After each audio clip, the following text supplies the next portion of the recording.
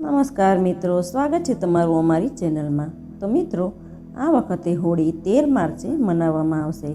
શાસ્ત્રો અનુસાર ફાગણ માસની શુક્લાષ્ટમીથી હોળી સુધીનો સમયને હોળાષ્ટક કહેવામાં આવે છે। આ સમય હોળીથી 8 દિવસ પહેલાં જ શરૂ થઈ જાય છે। આ વર્ષે હોળાષ્ટક 6 માર્ચથી શરૂ થાય છે। પ્રાચીન ગ્રંથો અનુસાર હોળાષ્ટકનું પણ બહુ મહત્ત્વ છે। આજના આ વિડીયોમાં અમે તમને હોળાષ્ટકનું પૌરાણિક મહત્ત્વ શું છે તે તમને જણાવીશું અને સાથે સાથે એવું પણ જણાવીશું કે હોળાષ્ટકમાં શું શું કામ ન કરવા જોઈએ।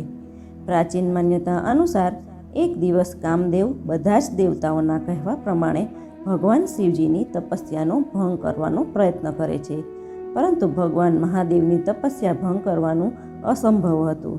જ્યારે કામદેવે ભગવાનના ઉપર પ્રહાર કર્યો ત્યારે ભગવાન મહાદેવની ત્રીજી આંખ ખુલી ગઈ અને ક્રોધિત થઈ ગયા અને કામદેવને ભસ્મ કરી દીધા।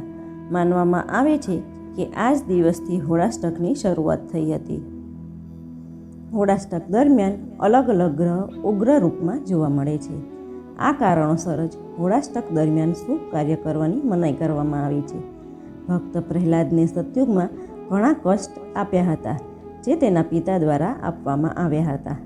આ એ જ સમય હતો જ્યારે ભક્ત પ્રહલાદે કષ્ટ આ હોળાષ્ટક દરમિયાન ભોગવ્યા હતા। આટલા કષ્ટો ભોગવવા છતાં ભક્ત પ્રહલાદે ભગવાન વિષ્ણુનું સ્મરણ ન છોડ્યું। પ્રહલાદના જીવનમાં આ 8 દિવસ બહુ કષ્ટદાયક હતા। આ જ કારણે આ 8 દિવસોને શુભ માનવામાં આવતા નથી।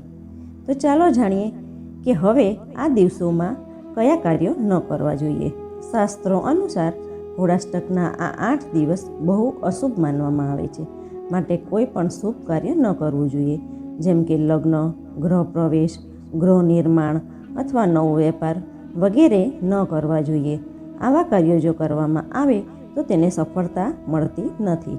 બીજી વાત એ કે હોળાષ્ટક દરમિયાન કોઈ પણ બાળકો પર ક્રોધ ન કરવો જોઈએ અને હાથ પણ ન ઉપાડવો જોઈએ, જેનાથી ભગવાન વિષ્ણુ ક્રોધિત થઈ જાય છે, જેથી તમારે જીવનભર દરિદ્રતાનો સામનો કરવો પડશે।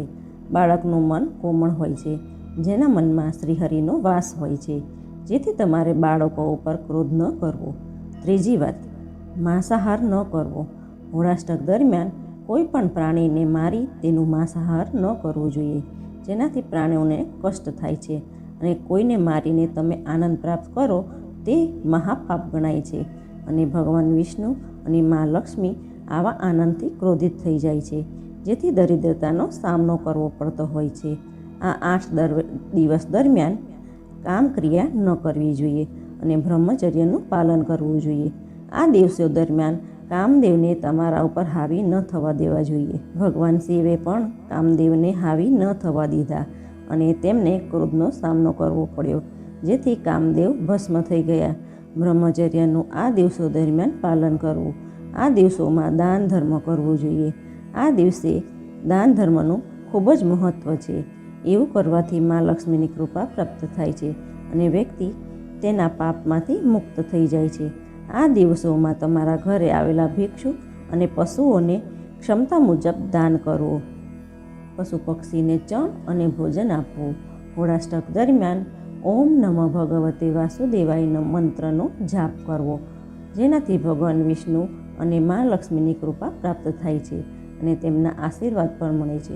તો મિત્રો, આ હતા કેટલાક કાર્યો જે હોળાષ્ટકમાં ન કરવા જોઈએ। આવા જ રસપ્રદ વિડીયોની જાણકારી માટે ચેનલને સબસ્ક્રાઈબ કરો। ધન્યવાદ।